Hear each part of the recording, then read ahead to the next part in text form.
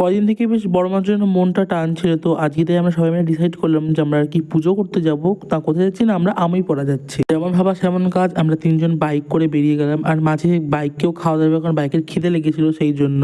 আর বাইককে খাইয়ে আমাদের পকেট খালি করে আমরা এখন যাচ্ছি পুজো করতে, কারণ এবার মা আমাদেরকে পকেট ভরার আশীর্বাদটা করবে।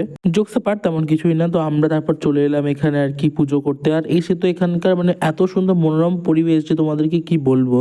তো পুজো তো দেরি আছে হতে, তো আমরা একটু আগেই চলে এসেছিলাম। আমরা ওই 11টা থেকে আছি আর পুজো এখনো হয়নি। তো আমরা অনেকেই এখানে অপেক্ষা করছি। তো চলো কখন পুজোটা হয় সেটা তোমার সাথে শেয়ার করবো।